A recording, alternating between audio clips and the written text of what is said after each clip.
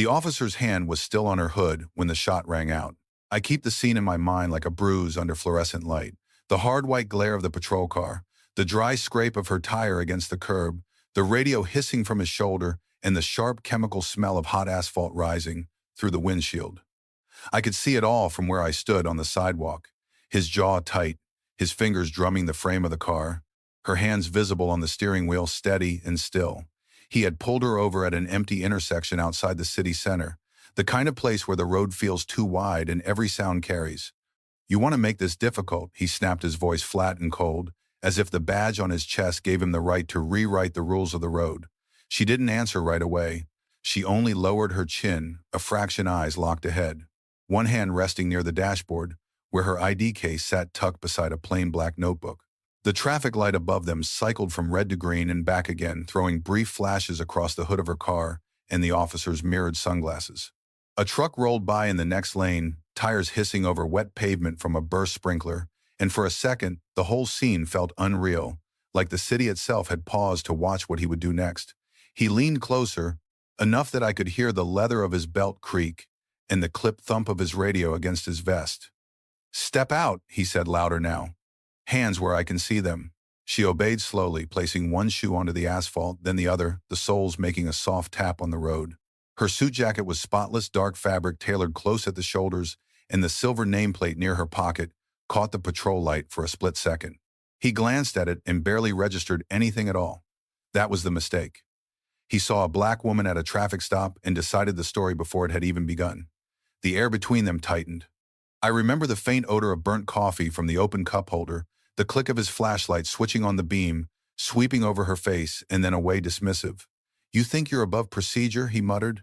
She reached into her coat pocket in one smooth motion, and his hand dropped to his holster so fast the snap sounded like a warning. But she didn't reach for a weapon. She drew out a thin leather wallet and held it out at chest-level fingers, calm nails, trimmed palm open. He didn't take it. He only stared. Then he saw the edge of the card inside the dark seal, the gold lettering, and for the first time his mouth stopped moving. I watched his expression change in real time, like a man hearing a door lock behind him.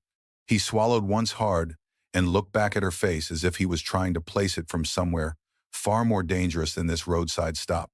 Then her phone lit up in her hand, and the screen flashed a name that made his posture shift by a fraction, just a fraction, before she pressed one calm finger to the call button. She held the phone to her ear for 1 second, then lowered it without saying a word.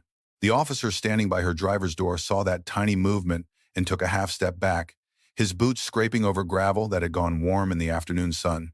Cars slowed on the shoulder, tires whispering past in the lane beside them, and the red-blue wash from his cruiser flickered across her uniform collar where the edge of her coat had fallen open. "Ma'am," he said louder now, trying to sound in control, "I need you to keep your hands where I can see them." She didn't move her hands. She simply opened the wallet wider and let the gold insignia catch the light. The thin metal frame gleamed against the dark leather, and the officer's eyes dropped to it, then jumped to the phone in her other hand when it lit up again with a second incoming call. This time, the name on the screen was impossible to miss. He saw it, and his face tightened in a way that pulled the color out of him. Behind him, the patrol car's radio crackled with static and a faint voice he couldn't quite make out, while somewhere down the road a tractor trailer rumbled past, shaking the air. "Who are you calling?" he asked, but the question came out thinner than before. She turned the phone just enough for him to read the name clearly, then pressed speaker. The line clicked, and in the sudden silence, even the rustle of wind through the trees sounded loud. A man answered on the first ring, his voice clipped and official, and she said only, "This stop is being recorded." The officer's jaw worked once. He glanced at her license plate, then at the Army decal on the folder he had not noticed on the passenger seat, then back to her face, where nothing had changed except the patience in her eyes thinning down to something harder. "You were driving too fast," he said, reaching for the safest line he had left. She let him finish, then reached into the wallet again and slid out a second card, this one marked for active command. He saw the rank before he could stop himself. Colonel. The word didn't need to be spoken aloud. It sat between them like a steel gate dropping shut. The officer looked at the badge, then at the open window of his cruiser where the radio crackled again. And he finally understood that every second he had spent trying to dominate this roadside had been recorded, reported, and watched from somewhere far above his pay grade. He took another step back, one hand hovering uselessly near his belt. She angled her chin toward the dash cam mounted on his windshield. "Leave it on," she said, calm and even, and then she reached for the folder on her seat. Inside were crisp papers, neatly clipped, the edges white as bone in the afternoon glare. She lifted the top page just enough for him to see the signature line already stamped and initialed by the office that outranked his entire precinct, and the officer's throat moved again as if he'd swallowed sand. Then her phone vibrated once more, and this time the caller ID made him go still in a way no weapon ever had, because now he knew she had not been hoping for backup. She had already summoned the people who could end his career before the sun went down. He kept staring at the dash cam, as if the tiny black lens might blink and look away from him, but it stayed fixed on the windshield, catching the sun in a hard white glint. The woman did not move from the hood of her car. She only slid the folder open wider, the paper edges crisp against her fingers, and held it where he could see the embossed seal at the top. A warm breeze pushed the smell of hot asphalt and cut grass across the shoulder, mixing with the sharp odor of his own nerves and the faint metallic scent of his holster. "You fired at a federal officer," she said, voice level, each word clean enough to cut through the hush of passing traffic. He swallowed and took another step back, boots grinding gravel. I didn't know," he muttered, trying to find the shape of control again. But his hand kept drifting toward the radio on his shoulder, only to stop halfway as if the device had turned to stone. Then the voice from her phone came through the speaker, low and measured, and the officer's face tightened when he heard the words "command post." The woman turned the screen toward him, just enough for him to catch the caller ID, then shut it off with one calm tap. "Now," she said, "you're going to stand exactly where you are and wait." He looked past her down the road where two black SUVs had just turned onto the shoulder with lights off, rolling soundlessly over the heat-shimmering pavement. Their tinted windows reflected the sun like dark mirrors. One vehicle stopped behind his cruiser, the other angled in front of it, cutting off every easy exit. He straightened too fast, his badge catching the light for a split second before his own trembling hand covered it. The colonel reached into the folder again and pulled out a single page, then another, the corners snapping softly in the breeze. Without raising her voice, she said, "Those are the orders that kept this stop under review from the moment you stepped out of your car." The officer's mouth opened, but no words came. From the nearest SUV, a door opened. Heavy boots hit the pavement in steady rhythm, followed by the dry click of a radio mic and the faint rustle of pressed uniforms moving in formation. One of the men stepping out wore a plain dark jacket over his shirt, but the way the others made room for him said enough. He stopped beside the woman, glanced once at the wounded front fender of her car, then at the officer, and held out a hand. She placed the folder in it without looking away from the man who had pulled the trigger. "Deputy Director Harris," she said, "this officer is no longer in control of this scene." The state trooper at the cruiser by the rear bumper lifted his chin, eyes widening as he recognized the name. The first officer's shoulders dropped a fraction, like something inside him had finally given way under the weight of all the uniforms arriving at once. The colonel stepped forward, her shoes clicking on the pavement, and stopped only inches from him. "You wanted authority," she said. "You found it." Then she turned slightly and nodded toward the open road, where another convoy was already approaching, red and blue light washing over the heat, and he realized the next person stepping out would not be there to ask questions. The convoy rolled in, hard tires hissing against the warm asphalt as the late afternoon light flashed off windshields and chrome. Dust lifted from the shoulder in thin brown sheets, and the air smelled of hot rubber, cut grass, and the sharp bite of gasoline from the trooper cars crowding the lane. Deputy Director Harris stepped out first, already reaching for his radio, his polished shoes catching the sun, while two state troopers moved fast to secure the perimeter with a kind of precision that told everyone on scene the balance had already changed. The officer who had fired the shot stood near his cruiser with his pistol lowered, but still in his hand, his badge glinting under the siren lights, his jaw tight, as he watched the colonel wait beside the damaged sedan. She did not move toward him. She only held Harris's folder against her side and looked past the flashing bars of red and blue toward the men spreading out around the road.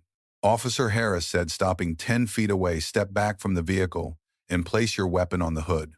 The command landed flat and final over the radio chatter. For a second, the man did not move. Then one of the troopers repeated it slower this time, and the officer's fingers loosened.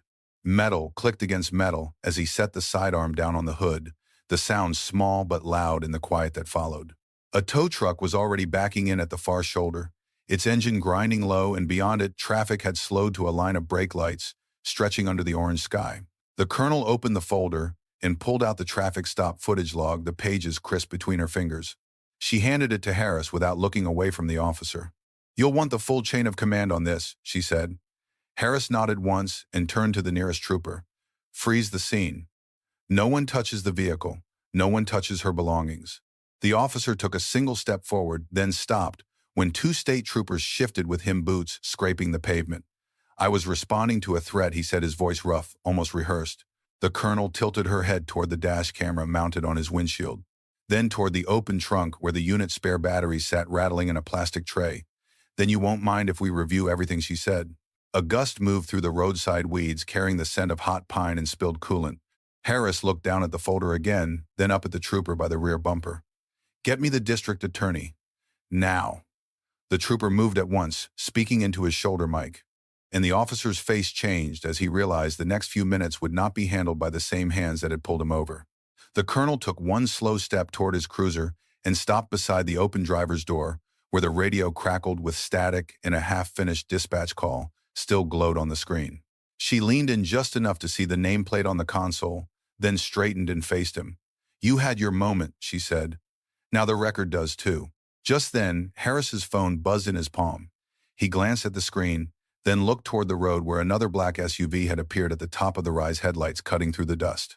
His expression tightened, and he raised his voice without taking his eyes off the approaching vehicle. Stand by, he said. That's not local. The black SUV rolled closer through the heat shimmer, its windshield flashing hard white in the late afternoon sun.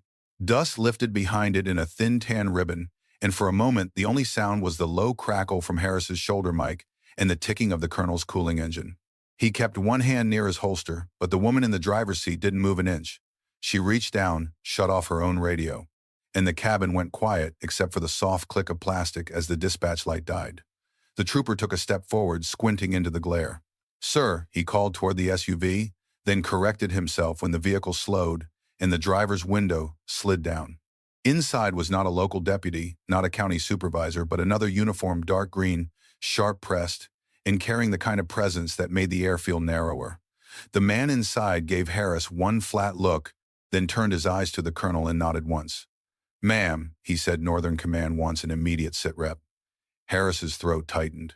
He looked from the SUV to the woman beside her open door, and the badge on her chest seemed to catch the light all at once, a small gold edge against the gray pavement. She didn't touch it. She didn't need to. Instead, she slid a folded document from her jacket and held it out at arm's length. The paper fluttered in the hot wind, its corners snapping softly. You can keep guessing, she said, her voice level over the hum of the roadside, or you can call your district commander and explain why a U.S. Army colonel is standing here after being fired on during a traffic stop. Harris stared at the page but didn't take it. His radio hissed again, and from somewhere beyond the rise came the distant whine of more engines approaching. The sound grew quickly heavy and controlled, like a convoy arriving on a schedule. No one on this road had been given. The colonel turned her head toward it first. Then the man in the SUV straightened in his seat and spoke into his mic with sudden urgency. Security elements are 5 minutes out, he said, and they're asking one question. Harris swallowed, his eyes fixed on the woman's badge, her unshaken stance, the open patrol car door, and the empty space where his control had been a moment ago. Who authorized this stop? The first thing Harris did was reach for the radio again, but the colonel moved one step closer, and the motion alone made him stop. The red and blue wash from his cruiser lights slid across her uniform collar, catching on the silver nameplate and the edge of the badge still pinned near her left shoulder. Wind pushed grit along the shoulder of the road, tapping against the open door of his patrol car. Behind him, the rising engine note grew louder, then settled into the disciplined rumble of approaching trucks. The smell of hot asphalt and burnt rubber hung in the air. Lower the weapon, she said, not loud, not rushed. Harris kept his hands on the pistol, but didn't raise it. He looked past her, past the SUV, toward the dark line of vehicles cresting the hill. The man in the passenger seat was already on his phone, the glow lighting his jaw. You should have listened, the colonel said, and held out the folder again. Harris snatched it this time and flipped it open with stiff fingers. Inside were printed orders, a stamped authorization, and a letter with his district commander's signature at the bottom.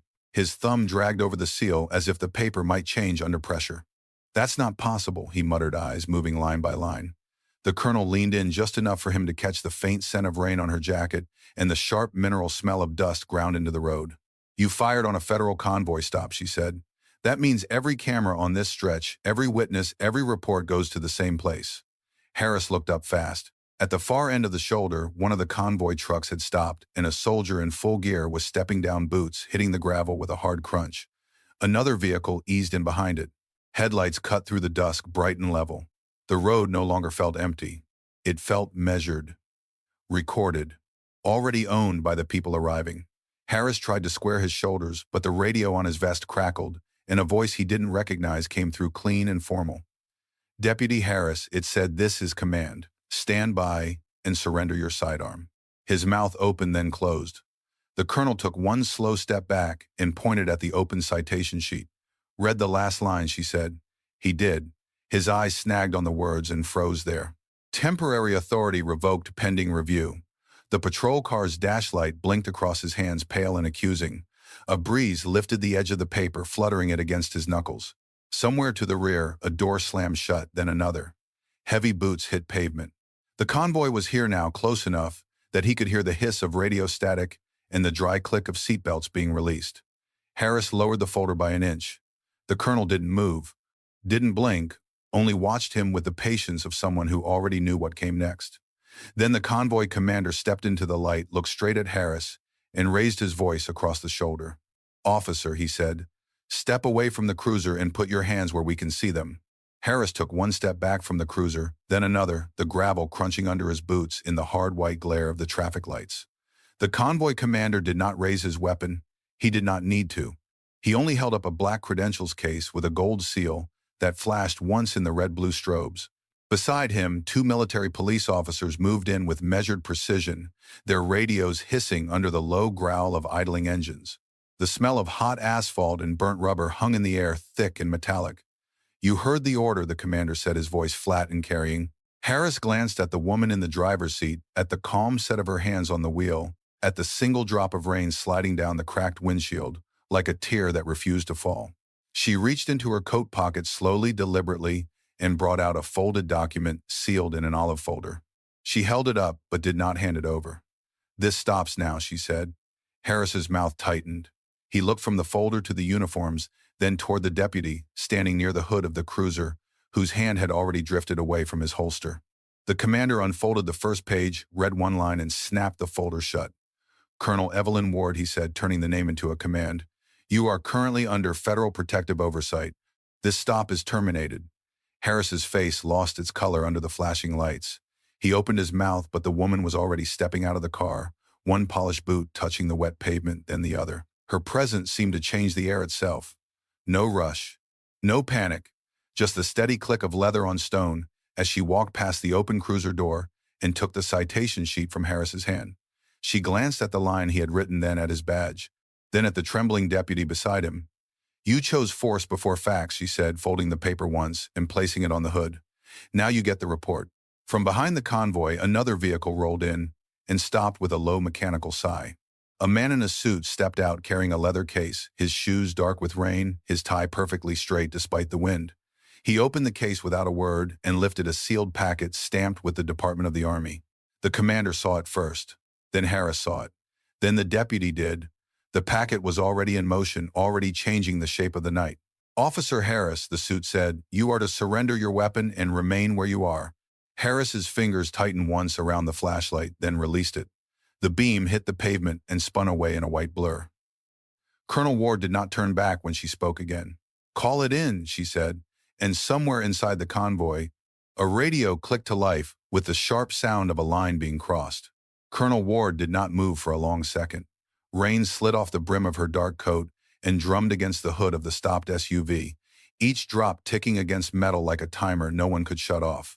Officer Harris stood under the wash of the cruiser's spotlight, his flashlight still hanging loose at his side, the white beam dead on the wet asphalt. The man in the suit remained by the convoy leather case, open in one hand, while the radio inside the lead vehicle crackled with clipped voices and the low hum of a dispatch line being forced open. "Weapon," the suit said again, calm as a judge reading a sentence. Harris swallowed, then reached for his sidearm with two fingers and set it on the hood of his patrol car. The metal clicked against the paint, sharp and final. Colonel Ward stepped forward just enough for the light to catch the silver name bar on her chest. The fabric of her uniform was damp at the shoulders, pressed flat by the rain, but her posture never shifted.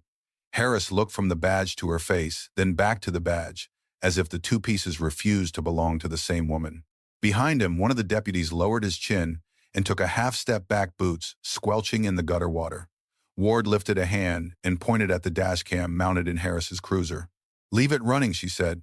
Her voice did not rise. It didn't need to. The words cut through the hiss of tires cooling on the roadside. Harris reached into the cab, thumbed the switch, and the tiny red light stayed on, glowing over the steering wheel, and the papers scattered across the seat. The smell of wet nylon, burnt brake pads, and gasoline hung in the air, mixed with the colder scent of rain on blacktop. Ward turned slightly toward the convoy and gave a single nod. Immediately, two more Army vehicles edged forward, their tires whispering through standing water, their headlights flattening the dark fields on both sides of the highway. "You called in a welfare check," the suit said to Harris, opening the sealed packet with one measured motion. "You just changed it into a federal incident." Harris's throat moved once. He opened his mouth, then shut it again when Ward reached into her coat and produced a folded set of orders sealed with red wax. She held them out, not to him, but to the deputy beside him. The young officer took them with both hands, careful as if the paper might burn. His eyes scanned the first line, then widened. He looked up at Harris, then at Ward, and his face lost color in the spill of the headlights. "Sir," he muttered, holding the pages out between them, "you need to read this." Harris took the orders, and his hands trembled just enough to rustle the paper. In the glow from the cruiser, the stamped seal at the top seemed to pulse. Ward let the silence stretch until the only sounds left were rain, distant thunder, and the soft click of a radio being handed from one man to another. Then she turned toward the road ahead, where her own unit waited in a perfect line, doors closed, engines idling, every window reflecting the same cold white light. Now she said, "Escort us to the next stop." Ward took one slow step toward the road, the red and blue wash from the cruiser sliding across the rain-slick asphalt and catching on the brass nameplate pinned above her pocket. Harris followed the line of her gaze and saw the waiting column of Army vehicles beyond the bend, their blackout lights dim beneath the storm, their drivers motionless behind fog glass. The dispatcher's radio cracked once, then fell silent as the deputy beside him lowered his hand from his holster and stared at the papers still shaking in Harris's grip. Ward reached into the inside pocket of her coat and drew out a slim leather folder, the kind used for orders that traveled, sealed, and hand-carried its corners, worn smooth from hard use. She opened it just enough for the nearest flashlight beam to hit the embossed Army crest, then closed it again with a soft snap. "You fired into a stop you never had authority over," she said, her voice level over the hiss of rain on metal. Harris swallowed and tried to speak, but the words caught when she lifted one finger and pointed to the unit behind her. "Those soldiers are mine. This roadway is ours until the convoy clears. And your next move is either to stand down or make this harder than it already is." The deputy nearest him slowly set his own keys on the hood, the metal ticking against the painted surface. Harris looked at the cruiser, then at the sealed orders, then at Ward, and whatever fight he had left drained out of him in the cold white glare of the headlights. He lowered his weapon, not in ceremony but in surrender, and the sound of it meeting the seatbelt buckle inside the car rang out small and final. Ward did not move to comfort him, did not raise her voice, did not give him the dignity of an argument. She only held out her hand. Harris placed the radio into it. She turned the volume knob once, listened to the static, then keyed the mic, and spoke into the night with the calm of someone used to being obeyed. "Convoy lead, this is Colonel Ward. Resume movement in 2 minutes. Local units will escort and clear the route." Behind her, engines came alive one by one, a deep rolling sound that shook water from the branches and made the cruiser's mirrors tremble. The deputy stepped back. Harris stared at the insignia on her collar, as if he had only now understood what rank looked like when it stood in front of him, soaked by rain and carrying no fear at all. Ward returned the radio to the hook on his shoulder and took one final look down the line of headlights and uniforms, where discipline had already replaced chaos. Then she faced him again and lifted her chin toward the road ahead. "Next time," she said, "read before you reach."